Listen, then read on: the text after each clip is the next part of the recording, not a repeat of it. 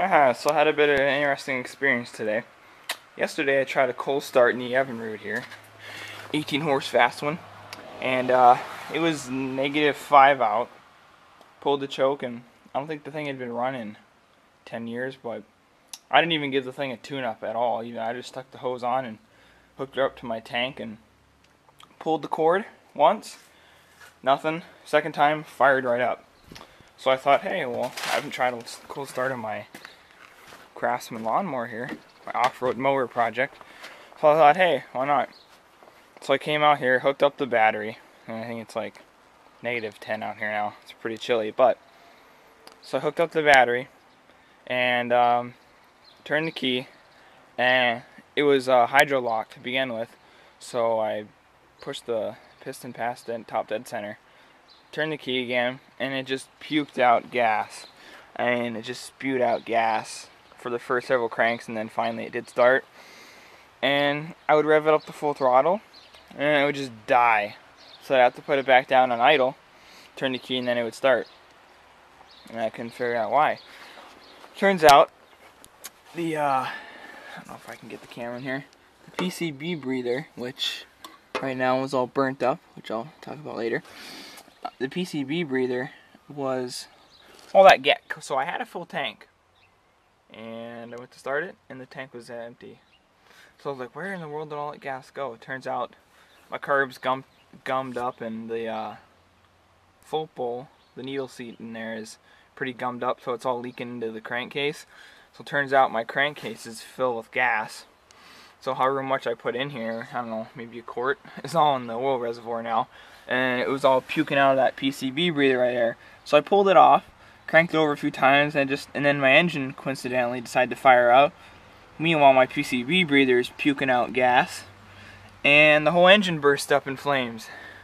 So yeah, you can see it's kind of all black and charred, and you can see some baking soda there. There's a big old puddle of gas down there where it all kind of leaked out, so you can see that. But it all just started puking out, and then it all burst in flames, and yeah, it was quite spectacular, I will say. Flames were about 2 feet tall, but so I quickly grabbed. In this instance, you want to use like baking soda. The baking soda will smother the flames and deprive them of the oxygen. You don't want to use water, especially in a gas fire like this, because it'll just scatter the gas and spread the fire. So I just threw some baking soda on there, and it put it out instantly. But yeah, it was a pretty intense show there for a second. But so yeah, so this thing's gonna need some work come warmer weather. Gonna need to clean out the carb and get that all up and running. Interestingly too, I had swapped this thing. Right now it's got a, what is it? I think it's a 2-inch on the front, and it originally had a 9-inch on the back, and I swapped it out for a 2-inch in the back, and reconfigured the belt guards, etc. And this transmission, it's a Peerless 6-speed, had cracks all over the top of the transmission, and I had welded them back. It's that stupid, I don't know if it's aluminum or pot metal, whatever the stuff the transmission is made out of, and I welded it back up, and it worked because the transmission was slipping. The top of the input shaft was missing. Well, it's missing now because I ripped it off, but it was cracked around there, so I welded that up.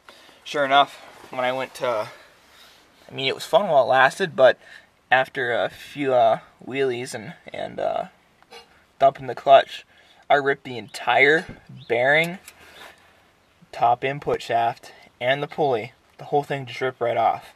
So now I have a gaping hole on the top of my transmission. Yeah, I don't know if I can get the camera up in there for you guys to see that.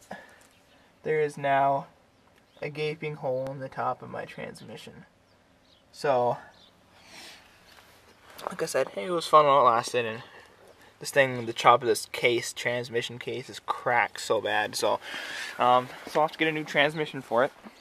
So that's basically what I gotta do to this thing now. Come warmer weather, as I said again.